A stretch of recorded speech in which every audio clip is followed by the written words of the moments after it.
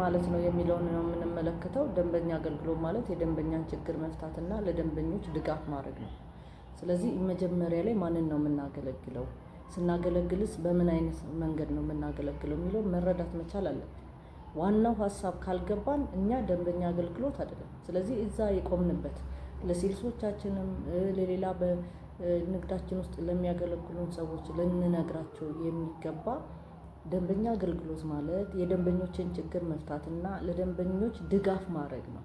እኔ አንተን ስቀጥርህ እዚህ ቦታ ላይ አንተ ይህን ያህል ደሞዝ እከፍላለሁ፣ አንተ ደግሞ ለሚመጡት ደንበኞቼ ድጋፍ ታደርግላቸዋለህ ብለህ ልታስረዱት ይገባል ማለት ነው። እንግዲህ 85% ነጋዴዎች ከድርጅታቸው የሚጠብቁትን ትርፍ ብቻ ነው ማለት ነው። እንግዲህ ያ ትርፍ እንዴት ይምጣ፣ ቤት አድርጎ ወይም ደግሞ አጠገባችን ያለ የሚነግድ ሰው በጣም ብዙ ደንበኛ ካለው ያንን በጣም ብዙ ደንበኛ እንዴት አመጣው የሚለውን ነገር አናስበው ማለት ነው። ስለዚህ ወደ ንግድ ዓለም መግባት የምንፈልግ የገባንም ሰዎች ምንድነው የምናስበው? ሁልጊዜ ትርፍ እናገኛለን ብለን ነው ማለት ነው። ስለዚህ 85%ቱ ነጋዴ ከድርጅቱ ትርፍ ይፈልጋል ማለት ነው። ግን ያንን ትርፍ እንዴት ነው የምናመጣው? ትልቁና ቁልፉ ነገር ይሄ ነው ማለት ነው። የችግሮች መፍትሄ ያው ግድ ለዛ ሴልስ ወይም ለሽያጭ ሰራተኞቻችን ስልጠና መስጠት መቻል አለብን። በአቅማችን ስልጠና ሰፊ አይደለም፣ ጊዜ ወስዶ ወይም ደግሞ ለብቻ ተቀምጦ ወይ ትምህርት ቤት ገብቶ አይደለም። ስለዚህ ወደ ንግድ ስንገባ አንተ ማለት እዚህ ጋር የተቀመጥከው ለእኔ ደንበኞች ለሚመጡት ችግራቸውን ልትፈታላቸው፣ ችግራቸውን ከፈታ በኋላ ስለ የምንሸጠው ነገር ወይም ደግሞ ስለ ሰርቪሳችን ካስረዳሃቸው በኋላ እንዲገዙ ማድረግ ነው ዋናው። በቃ ይሄ ሊገባው ይገባል። ስለዚህ የመጀመሪያው በጥሞና ማድመጥ ነው ማለት ነው። ብዙ ጊዜ አሁን ሴልሶች አያዳምጡ፣ እነሱ ናቸው የሚያወሩት። ይሄ በቃ ዲስተርብ ያደርጉታል ገዢውን ማለት ነው። ከዛ በኋላ የማይፈልገውን እቃ ገዝቶ ይሄዳል ማለት ነው።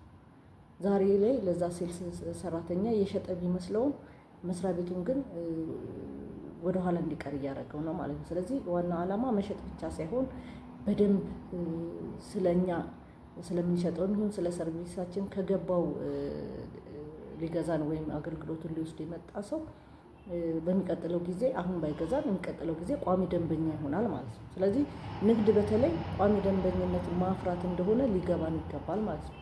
ስለዚህ በጥሞና ማድመጥ፣ ምንድን ነው የፈለገው ፍላጎቱን ለማወቅ ጥረት ማድረግ ያስፈልጋል ማለት ነው። የደንበኛን ጥያቄ ላይ ደግሞ ማተኮር፣ ይሄ በጣም የለም። የደንበኛ ጥያቄ ላይ ማተኮር የሚባል ነገር የለም። በአብዛኛው እነሱ የፈለጉትን ገዝተን አንዳንዴ እኔ ምን እላለሁ፣ እኔ ነኝ የምገዛው፣ የእናንተን ፍላጎት እንዴት እኔ ልገዛ እችላለሁ? የኔም ፍላጎት ነው።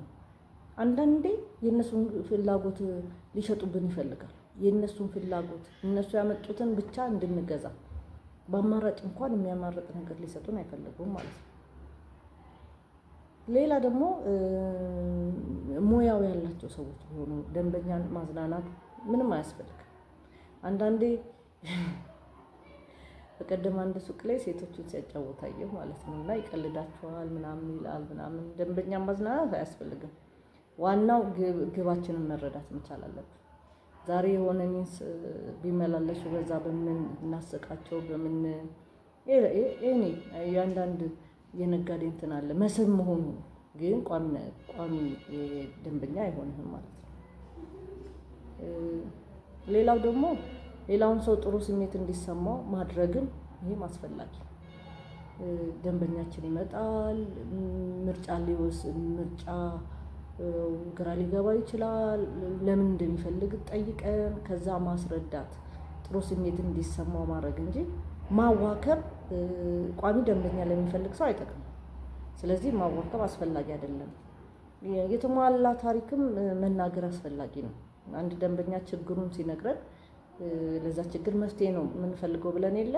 ስለዚህ ሙሉውን ነገር የሚጠቅመውን ነገር ልናስረዳው ይገባል ማለት ነው። እና ቤተሰቦቼ ለዛሬ ያስኩላችሁ ይሄን ነው። በሌላ ፕሮግራም እስክንገናኝ ድረስ ላይክ፣ ሼር፣ ሰብስክራይብ እንድታደርጉ ትጋብዛችኋለሁ።